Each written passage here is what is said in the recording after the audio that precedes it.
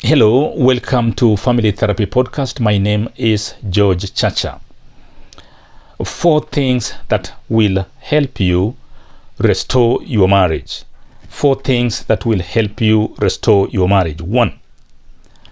Learn from a child's tantrum. Whenever a child throws tantrums, he or she is communicating something very powerful to the parents. And the child is only calling for your attention. 2.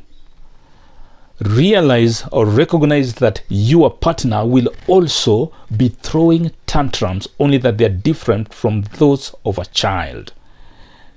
He may come late, she may throw words, she may zip the mouth. All these are tantrums, and it is important that we recognize the tantrums and interpret them appropriately.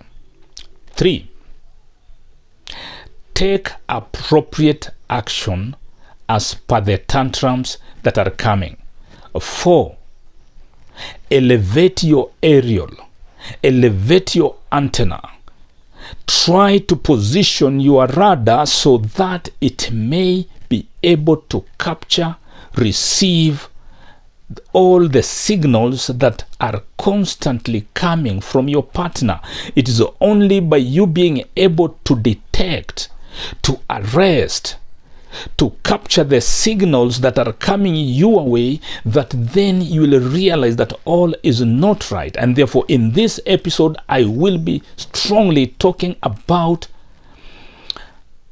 things that will help you restore back your marriage to its original position. The episode may look slightly longer than usual, but then it's because we want our marriages to be longer than usual. If you have been to that position where you feel like it is time to shorten your marriage, then through this episode you stand a chance to elongate that marriage, because the points that I'm going to bring up are points that have been collected from numerous families. Welcome to Family Therapy Podcast, and I encourage you to subscribe to the channel. Click the like button. Click the bell. If you click the bell, then you'll constantly be getting updates of any new video that comes online. Restoring a marriage depends, of course, on a number of factors.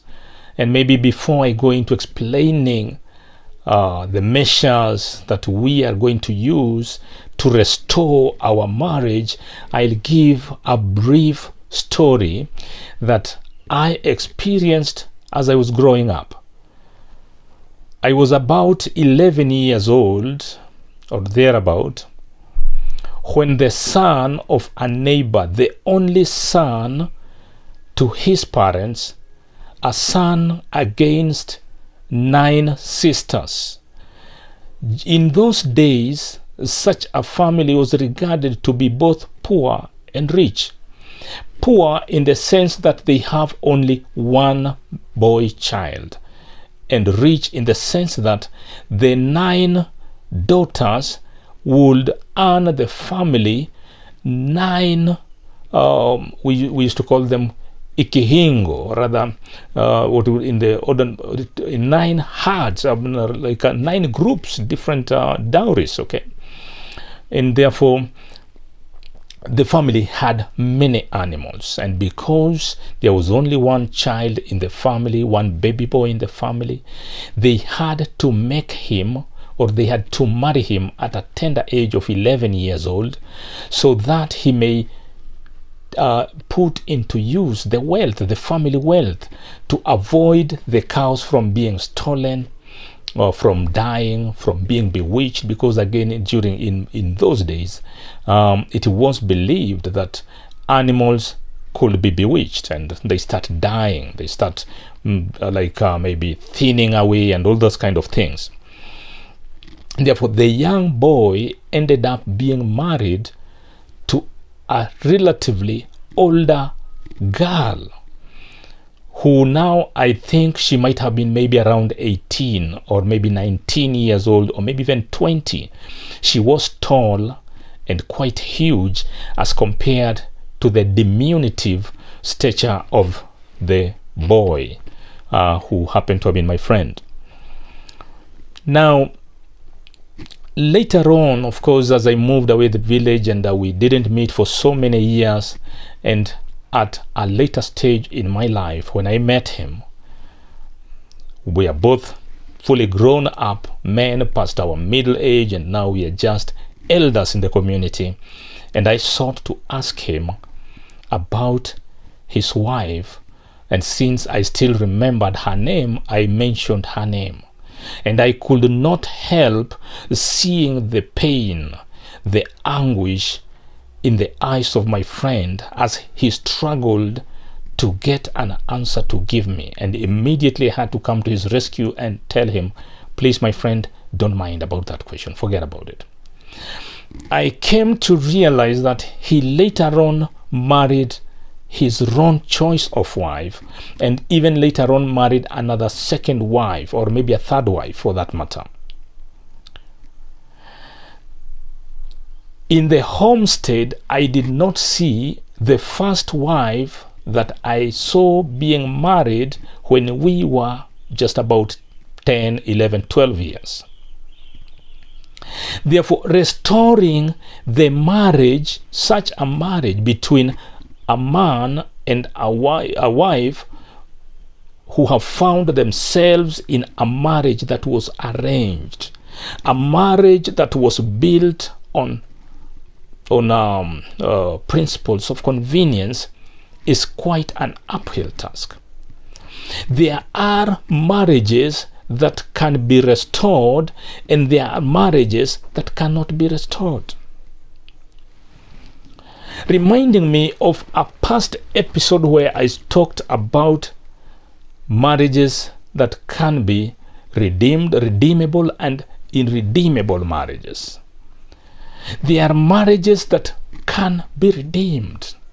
There are marriages that may never be redeemed. And when I say that marriages that may never be redeemed, I am afraid that there is a possibility I could find myself in collision path with certain men of the cloth.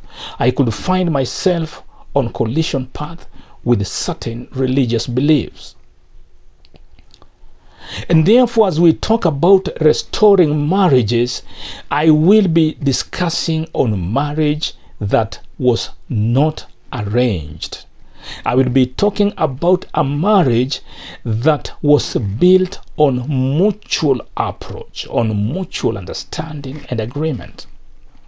I'll be talking about a marriage that brought two people, two young adults of sound mind, and consented to live together without coercion, without being kind of guided by their parents, by their relatives, or by any kind of external circumstances. Restoring marriage can be equated to that state of repairing what you have as compared to going for a new one. I use an example of those people who have owned cars, and most especially those who owned cars built in the 1970s and in the 1980s. They would prefer to get an engine.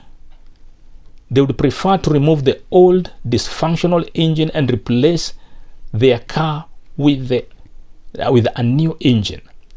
To them, they believe, and in fact it goes without saying, that the bodyworks of vehicles manufactured in the 70s and the 80s is much superior, of higher quality than the bodywork of vehicles that are being manufactured today. The bodyworks of vehicles being manufactured today, like it has been said, is that it's more or less like paperwork. They are made of fiber material. They are made of materials that easily wear out, materials that easily get damaged, as compared to the bodywork of vehicles that were manufactured long time ago. During the time of the likes of President Jimmy Carter, during the time of Prime Minister Margaret Thatcher, and many other great world leaders during that time. I will be talking about restoring a marriage as compared to disregarding a marriage or discarding a marriage to acquire a new one. Friend, we come from relationships that we were ready to die for. If we come to think about the partner that you have or the partner that you had, there is a time in your courtship when you felt that this is the other rib of my life. There is a time when you felt that this lady is the spinal cord of my life. There is a time you felt that this is the only person that stands between you and God. And before I go on, viewer, I just want to encourage you that if this is your first time to watch Family Therapy Podcast, kindly subscribe to this channel, click the bell, click the like, and once you have clicked the bell, then you'll be getting every episode that I upload for viewing, and they will be coming, many of them. I speak as someone who has been bruised in family. I speak as someone who has sunk to the deepest pit of family relationship. I speak as someone who has managed to lift himself up despite the numerous challenges, pain, and name them. And therefore, subscribe, click the bell so that you get periodic or frequent updates, even like this show. So in this aspect of you seeking as to whether to restore your marriage or to discard this marriage and look for another one, I ask you to pause until the end of this episode. Friend, as the Swahili say, usiwache mbachao kwa mswala upitao, mwenda omo tenzi marejeo ningamane. I therefore encourage you to sail on the wisdom, on the wise sayings of our forefathers. Living, the marriage aspect comes to a point where the things are just not moving. You have come to that point where you're even asking yourself, am I really in the right relationship? Am I with the right person? It seems like you have come to the end of the road. My challenge to you will be to take you back to the checklist. My challenge to you will be to take you back to your marking scheme. My challenge to you will be to refer you to the very season during courtship. What are those things? What are those things that you witnessed? The things, the qualities that attracted you to your partner. What are those qualities that you saw in him or in her that made you people marry? Because again, in one of the episodes that I have talked about the checklist before marriage, it will come in very handy in this aspect. You made a checklist. You had clearly specified the qualities that your spouse was to have. The person who you had identified as the one to take you to the next level, the chief executive officer of the remaining years of your life. You will need to refer to consult this. 2, I will also refer you many a time we are out courting and there will be red flags, there will be signs, there will be warnings, and the warnings could be either positive or negative. But largely I'm more concerned about the negative warnings. You are in a relationship and the person you are courting, for instance, has slapped you more than once. If a man, for instance, has slapped you during courtship, you should expect even worse. If a party or a partner in this case possibly has cheated on you while you are in courtship, then you should even expect worse. If you are in a relationship where you cannot access the phone of your partner, then you should expect worse. If you have found yourself in a relationship whereby you are still in courtship and there is a very high degree of disrespect, anger, insensitivity, then you should even expect worse. And therefore, I'm not talking of that kind of marriage whereby despite the red flags, you ignored the red flags and went ahead. In the first place, if you did that, that marriage wasn't even supposed to be there in the first place. And therefore, I will not be talking about this marriage, because such a marriage was a marriage built on the sand without any foundation. Such a marriage was generic. And yet in marriage, we need the original. We don't need the counterfeit. We need the original traits. We need original marriage built on sound principles that you have tested. You have tested and you have found them to be fit and in line with your vision. What kind of marriage did you envisage?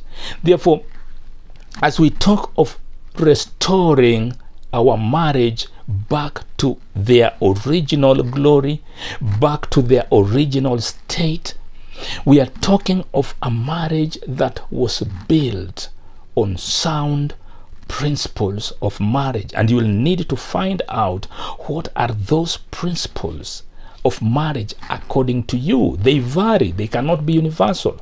There is a component that is pertinent to you. There is a component that you feel should always resonate with your envisage for life. And therefore, you may have reached that point whereby you feel like this marriage is not working. I refer you back to the days gone by. I refer you back to the initial days, the initial months, the initial years of your marriage, because that's precisely where the password to your marriage is. That's precisely where your ability to kind of view as to whether you can restore your marriage lies. It is unfortunate, and this is a mistake that many couples do in course of marriage, that rather than them going back to the point in time when marriage was all that matters, rather than them going back to the point in time when they would die for each other, when they would dive even into the deepest ocean to get the key of life, of love for each other, they start looking onto the menu. This is the beginning of a disastrous marriage. If you have married, I want to compare having married is like someone who walks into a restaurant. I remember as a young man, I used to love, there used to be a restaurant in Nairobi known as Green Corner. It was a beautiful restaurant, but unfortunately it was a restaurant for the well-to-do, for the affluent. And because I could not afford the foods and the dishes in that restaurant, and yet I wanted to belong to that beautiful environment, I would enter there and ask and maybe order for a cold bottle of soda. And as I sit at the far corner where I could see people passing from below, it gave me the satisfaction. Now, when you walk into a restaurant and you have ordered what you wanted, and as you start to eat your order, enjoying your delicacy, you don't have to look at the menu again, because for what purpose? You already have ordered what you wanted. And for the married partner, once you have gotten into a marriage that you designed, you fashioned, you chose, embraced, and now you are in marriage, why again go back to the market? For what purpose are you holding the menu? Why do you have to scout for another partner? This is one of the most disastrous things that many people in marriage do when they start feeling like maybe I ordered for a different type of food as compared to the one that I wanted. The issue is already settled. You ordered for food, you ordered for the menu, you had ordered for what you wanted. Over the years, that is the order you made. And the best you can do is to convince your psychology that this is the food you wanted, this is the food that is right for you. Any other food will bring gases, will create discomfort in your stomach and all that kind of thing. Therefore, it is very important to recognize the slippery road that we walk.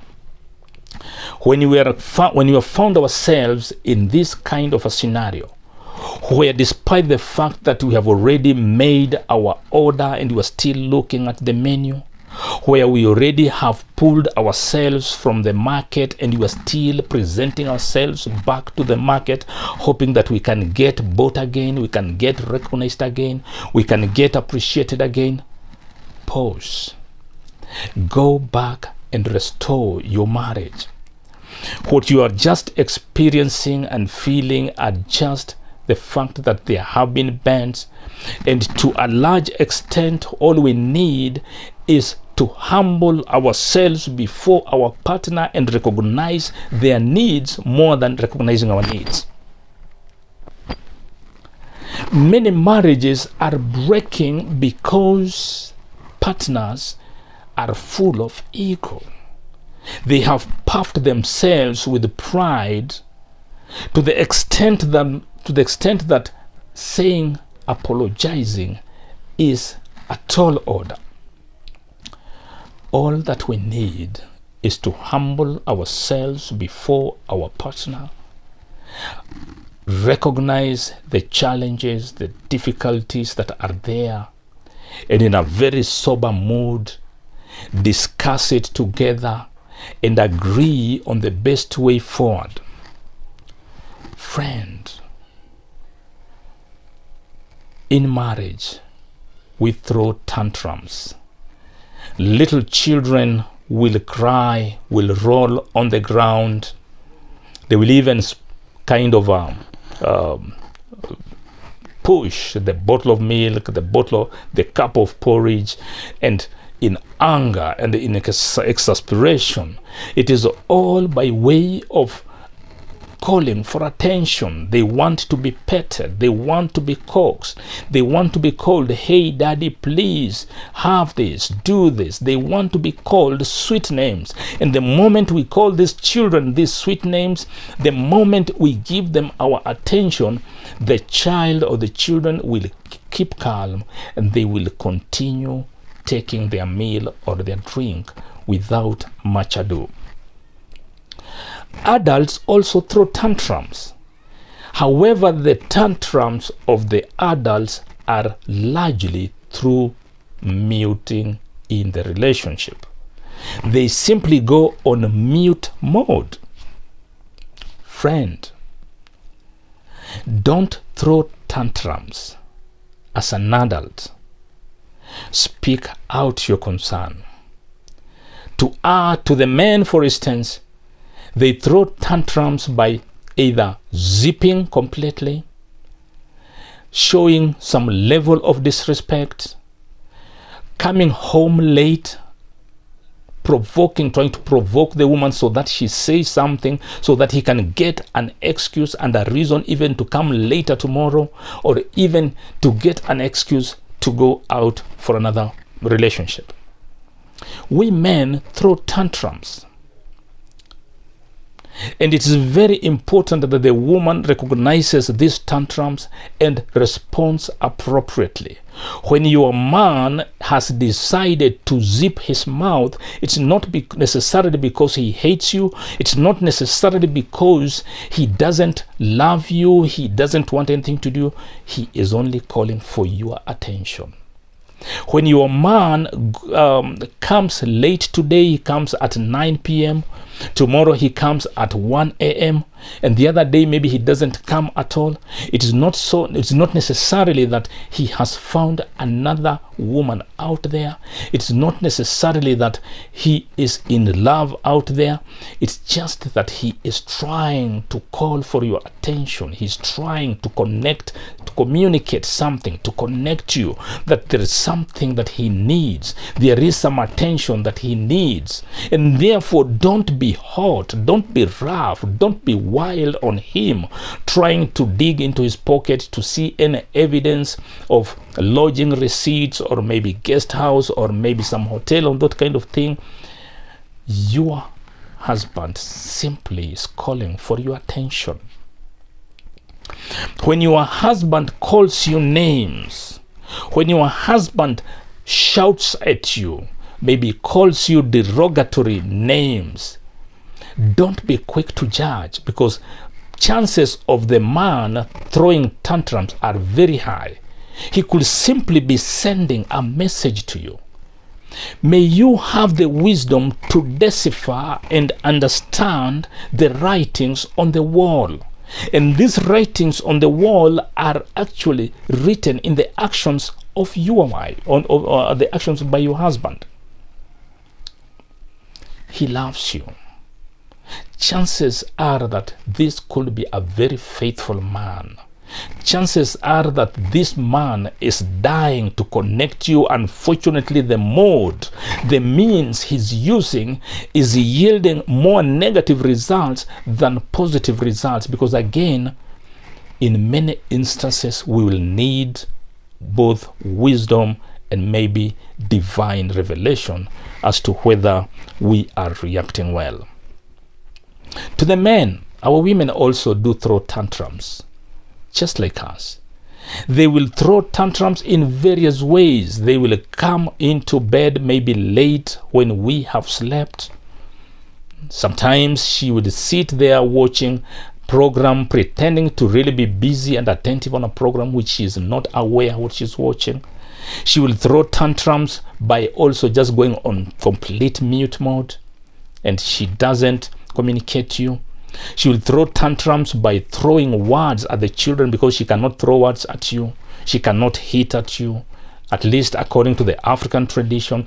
And therefore she is throwing tantrums by abusing the children, calling them names, sometimes even saying, this character is from your father's side. She is simply sending a message. She is simply craving for your attention. And it's very important that our aerial, that our frequency can pick these emotional signal and appropriately interpret them as a woman yearning for attention, as a woman just calling for a little bit of compassion, a little bit of love, petting, cuddling, and all that. Men, we also need to read the writings and the signs, the emotional writings, the emotional signs that our wives are exhibiting, that are sending to us. And it's only when we have noticed that both parties would be sending some kind of signals that are difficult to understand, that may be beyond us and the comprehension. It's only when we understand that that's how we are wired, that's how we are created, then we will lose it. We, instead of seeing Instead of getting the communication rightly, we see it like this is not love, this is disrespect, this is, and all that kind of a thing, and then we end up reacting. When we react, that's where exactly we lose it. Therefore, friends, we have to be quick and wise in reading the signs, in interpreting the signs. And we have to look at the way we can restore our marriage, and the way I normally see the best way to restore back the marriage is to humble yourself and say, my darling love, my husband, my wife, I beg of you, may we sit down and have a dialogue, because all is not right. We cannot continue keeping quiet to each other. And where there was love, we have to take yourselves back to the point in time. You have to remind each other of the great moments you had in life. During those moments when you went for those picnics, for those outings. Like during our time, we used to go for movies. There were cinema halls at that time. And like today, people watch their movies just from the comfort of their living room, from their phones, even as they travel. And therefore, you have to remind each other those great moments. But even as we do this, we must not try to emphasize on each other's mistakes. Because at the back of every person's mind, there is that conviction that it's the other partner who is wrong. We don't seem to see our wrong. And my brother, my sister who was watching, I want to tell you that I speak from my personal experience. And sometimes when I look back, I realize that there is so much I could have done. There is so much that I could have given into my marriage. It would not have made me less a man. It would not have diminished me or my identity in any way whatsoever. Unfortunately, we never get to see that. We are blindfolded. We are kind of soaked in ego and self-exaltation, and the way we feel like, what will my family say? What will my friends say? What will the society say? Let us restore our marriages. Let us continue using the same body frame, but change the spirit that has entered us. Let us have a candid discussion and debate on these issues. Let us discuss our sunset years. There is so much at stake here. The wealth that you have amassed over the period of time, the children that you have brought up over the period of time, there is so much at stake that we cannot afford, that when we come to consider what is at stake, we are left with only one option: to humble down, to tone down our ego, to tone down our pride, and sit for a one-on-one healthy dialogue, recognizing our weaknesses and even making necessary apologies, and making afresh, or rather recommitting to each other, making fresh commitments, signing new contracts. Otherwise, let us restore our marriages. Let's not be quick to break the one we have. Otherwise, thank you so much for watching this episode. I speak to you as someone who has been baptized by fire out of my relationship. My relationship came tumbling down, and I watched helplessly. I was ignorant. I was proud, and I failed to read those signals, numerous signals that were being sent my way. And I also failed to communicate what I should have communicated inappropriately and in the right way. And looking back, I feel that because my marriage ended the way it ended, other people's marriage should not end up there. It is my hope that you will appreciate my situation I have become a statistic in this world. Don't become a statistics. Learn from the statistics and be the best you can be. And the best you can be is to fulfill your mandate, because the stability of your family rests in your hand. You being the man, you being the woman. Otherwise, thank you. Once again, I call upon you to subscribe to this channel. Click the like button, click the bell button, so that you will constantly get any new update comes along. My WhatsApp number is +254 722 381 547, and my Facebook name is George Chacha. Let's have a healthy debate on this. I'm always available for one-on-one discussion, where I share my experience and I give my perspective. And I'm glad to say that many have called back to thank me for the way my breakup and my advice has touched them and uplifted them to a level better than before. Others, thank you, and may God bless you.